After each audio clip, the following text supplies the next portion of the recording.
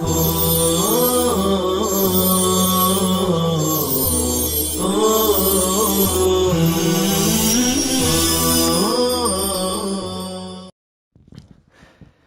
اللہ الرحمن الرحیم۔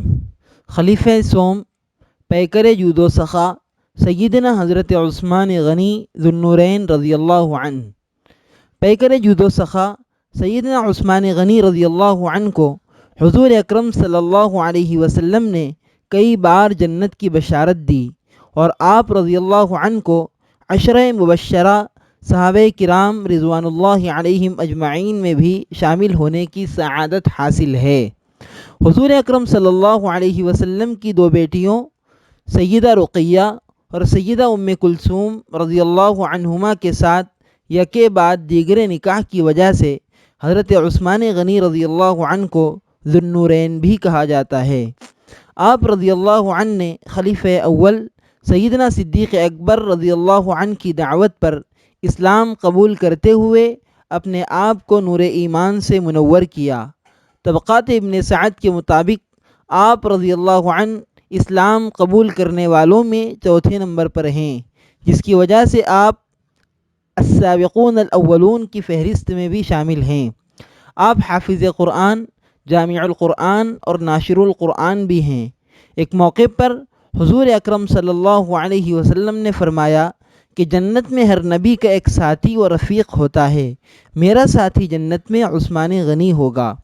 امام مسلم اور امام بخاری رحمہم اللہ تعالی نے ام المؤمنین حضرت سیدہ عائشہ صدیقہ رضی اللہ عنہا سے روایت کی ہے کہ جب حضرت عثمان غنی رضی اللہ عنہ ہمارے پاس آتے تو حضور اکرم صلی اللہ علیہ وسلم اپنا لباس درست فرما لیتے اور فرماتے تھے کہ میں اس شخص یعنی حضرت عثمان غنی سے کس طرح حیا نہ کروں جس سے فرشتے بھی حیا کرتے ہیں۔ اسلام کی خاطر 2 مرتبہ ہجرت کرنے کی وجہ سے آپ کا لقب ذو الہجرتین بھی ہے۔ آپ کا ظاہری حسن 2 عظیم المرتبہ انبیاء کرام علیہم السلام سیدنا ابراہیم علیہ السلام اور حضور اقدس صلی اللہ علیہ وسلم کے مشابہ تھا۔ آپ کا نام عثمان اور لقب ذو النورین ہے۔ آپ کا سلسلہ نسب 5ویں پشت میں حضور اکرم صلی اللہ علیہ وسلم سے ملتا ہے۔ آپ کا تعلق قریش کی سب سے بڑی شاخ بنو امیہ سے ہے۔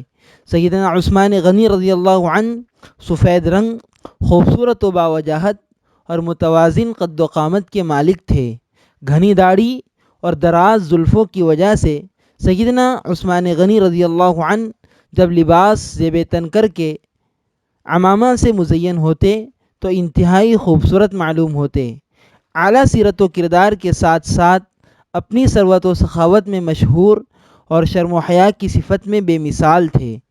شروع ہی سے بڑے پیمانے پر تجارت کی بدولت آپ کا شمار صاحب ثروت لوگوں میں ہوتا تھا۔ آپ عمدہ لباس اور لذیذ و نفیس غذاؤں کے عادی تھے، لیکن اس سب کے باوجود آپ کی طرز زندگی سادگی سے عبارت تھی۔ رہن سہن، اخلاق و اطوار اور کردار میں آپ کا ہر کام سنت نبوی سے ہی آراستہ و مزین ہوتا۔